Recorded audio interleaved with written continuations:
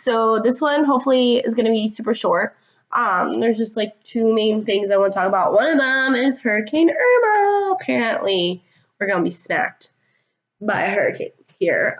We live in pretty much Satellite Beach, Melbourne, Florida, which is, we're in this like weird part of it where the water is like maybe a fourth of a mile that way. It's a river, and then a fourth mile that way is the ocean. So we're on this like half a mile piece of land with two bodies of water on the side. So they believe that if the hurricane hits us, we'll be flooded. So I'm mentally preparing myself to pack up my house and move. Hopefully it doesn't end up that way. But today's Tuesday, which means it is week 2 of our adoption class. Week 1 was super knowledgeable. I just want to quickly show you guys what we did. Quickly. I don't want to waste your whole day because I can talk forever. But we pretty much got this awesome form, which if you can read right there, I don't know if I'm waving it or if it's backwards or what is happening with this, but it says Adoption Home Study Checklist, which is a big part of adopting newborn, older child, whatever you're looking to do, you have to do a home study, which when you get all these items, then your home study begins. And then once your home study's done, you get approved or unapproved to adopt a child. So you need a birth certificate, your driver's license, social security card, marriage and divorce certificates, W-2s, 3 pay stubs, employment verification letter, copy of deed or lease agreement, adoption application, which is like that, of papers, consent of release,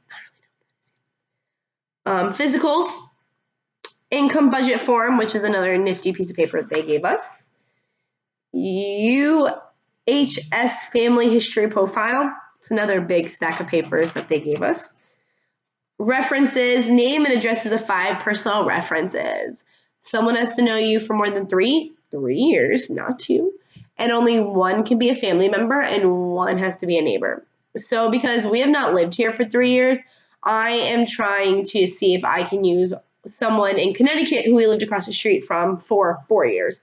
So hopefully we can use them to vouch as our neighbors. If not, they're going to have to understand that our neighbors didn't know us for 3 years. Firearm affidavit, guns, write them down. Water safety amendum, I don't really know what that is. We'll find out. Pet vaccinations. FBI clearance, which we have. FDLE, which I don't know what that is. Local law, I'm not sure what that is either. Abuse registry check, we've had that already. Previous adoption studies, we don't have any. And licensing paperwork. I'm not sure what that is either. But hopefully we find out. A little bit of Q&A time after. That's pretty much what we did. We went through all the paperwork that you need for a home study. We went over what the next couple weeks are going to be. So week 1 was connecting. Week 2 is teamwork. Week 3 is developmental needs of attachment. Week 4 is developmental needs of loss. Week 5 is strengthening family relationships. Week 6 is meeting developmental needs of discipline. Week 7 is continuing family relationships. Week 8 is planning for a change. And week 9 is an informed decision. That is a night that we go in front of a board of people, which is like have been birth parents who lost their kids, foster parents who foster kids, adoptive parents who have been through this road, welfare check, DCF, child services, the lawyers, doctors, anybody who will be able to help you will be there. So if you guys have questions, message me, text me, do not call me, comment below, and I will save them. If I do not know the answer to it, then I will ask them, because if I do not know the answer to the question, then more than likely it's something I do need to know, and I will be glad to ask them. It is literally 3 hours of us asking questions to the board. So that is something that I'm super excited about, because I have got a long list of questions of things that I just want to know. Mainly, I think, because I'm adopted. So there are questions that, anybody has about like how the process works. I've asked my parents everything, but I just know that there's something that I'm missing. So that's pretty much it for week 1. Week 2, like I said, we're going over. I have the brain the size of a pea apparently today. Week 2 is teamwork. So I think today we'll go over like the team of people that are going to help you, like the lawyers, the welfare workers, the child services, lawyers, doctors, anybody who can help you. Super excited because apparently you're supposed to have some people there at the meeting. I am ready to continue on our process. Week 1 did not scare me. They said that that's usually the week people drop out because you really learn how bad the kid can be when you get them because of the loss and the trauma and the abuse and the neglect. And week 1 did not scare me. It just literally made me cry about how these kids are so mistreated and how people. I stopped myself because the things that I think in my mind should not always be said, but I'm at this point in my life where I've seen so many of my friends struggle with infertility and loss that I don't get why people get to have kids that don't deserve them. But yeah, I know great people who would be great parents that are having issues having kids.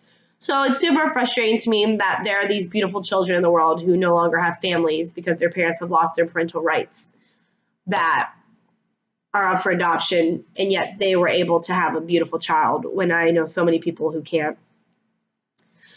But on a more positive note, my hair is pink. Yay, I'm super excited. Hopefully it'll be blue next week. There's not really a lot going on in our life right this week. Robert is at Cape Canaveral shutting it down for the hurricane that's about to hit us. I am doing laundry today and packing evacuation bags, getting some stuff together for the dogs and the cats, getting their kennels out, dusting. I think if we're told we're going to get hit and we have to be evacuated, we're going to try to move some stuff from the bottom floor upstairs. Mainly Isaac's play stuff because I'm an organizer anyway, so everything's in bins. So I just need to bring the bins upstairs to his room. I'm not so much scared if the windows break or the roof leaks in some parts. Like that's just a little bit of water versus like a flood through my living room. There's some stuff that we can't move, like our treadmill, our washing machine, probably our giant couch with the pull-out bed. But the stuff that we can, we're definitely going to move. So that's about it. I know, super crazy week. Hopefully week 2 goes better. Not better, just more information, I guess. Robert's been super into CrossFit this week. He is going to be an instructor, so he's really getting the ropes of things. So hopefully he continues on that because he is kicking its butt. Other than that, I'm just kind of chilling today. Like I said, folding laundry, packing some evacuation stuff because I'd rather be prepared than not.